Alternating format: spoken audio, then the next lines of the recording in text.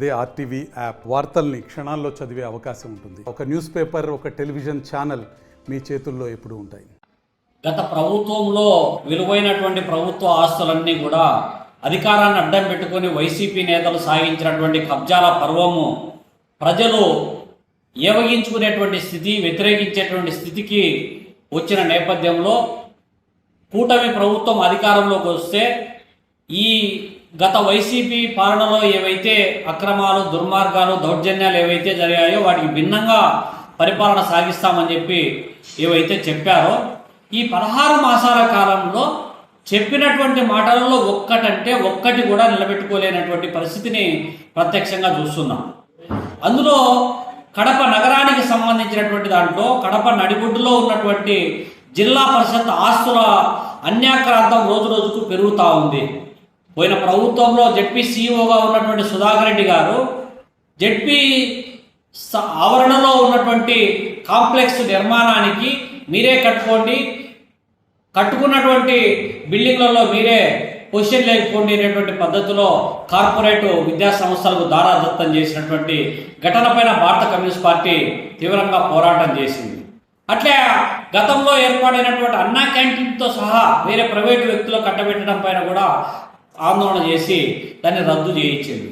తిరిగి ఇప్పుడు ఇవాళ అధికారంలోకి వచ్చినటువంటి ఎన్డీఏ ప్రభుత్వం ఏదైతే ఉందో తెలుగుదేశం పార్టీ నేతృత్వంలో ఈ కడపలో ఉన్నటువంటి విలువైన ప్రభుత్వ ఆస్తులపైన కన్నుపడింది.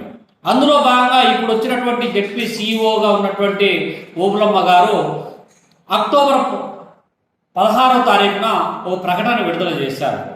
నాగరాజుపేట, కడప నగరము నాగరాజుపేట దగ్గర ఉన్నటువంటి క్వార్టర్స్ ఆహార భవన్ దగ్గర ఉన్నటువంటి 2 ఎకరాల భూమిలో ఎవరైనా ప్రైవేటు విద్యా సంస్థలు, కార్పొరేట్ విద్యా సంస్థలు, కార్పొరేట్ ఫంక్షన్ హాళ్ళు, లేకపోతే కాంప్లెక్స్లు ఏవైతే సరే వ్యాపారానికి సంబంధించినటువంటి ఏవైనా సరే ఈ 2 ఎకరాల స్థలంలో వాళ్ళకు నచ్చిన పద్ధతిలో కోరితే కట్టించి ఇవ్వడానికి మేము సిద్ధము, ఎవరైనా ఔత్సాహికులు ఎవరైనా రావండి అని చెప్పి ఒక నోటిఫికేషన్ ఇచ్చింది. అట్లే కళాక్షేత్రం పక్కనే ఉన్నటువంటి పోస్ట్ ఆఫీసు ఎదురుగా ఉన్నటువంటి వాల్యుబుల్ ప్రాపర్టీ 7 సెట్ల స్థలాన్ని కూడా ఇదే తరహాలోనే నోటిఫికేషన్ విడుదల చేసింది. విడుదల చేసిన 2 రోజులకే టెండర్లు కూడా కాల్ఫార్ చేసింది. జెడ్పీ దగ్గర ఉన్నటువంటి ఈ 2 ఎకరాల స్థలంలో 1,24,00,000 రూపాయలతో కూడుకున్నటువంటి టెండరు నిర్మాణానికి టెండర్లు కాల్ఫార్ చేసింది. అట్లే ఈడ కళాక్షేత్రం దగ్గర ఉన్నటువంటి 7 సెంట్ల స్థలంలో కాంప్లెక్స్ నిర్మాణానికి 1,50,00,000 టెండర్కు కాల్ఫార్ చేసింది. కారణాలు ఏమైనా కావచ్చు, ఇవాళ టెండర్లను అనూహ్యంగా రద్దు చేసినటువంటి ఘటనలు వెలుగులోకి వస్తూ ఉన్నాయి.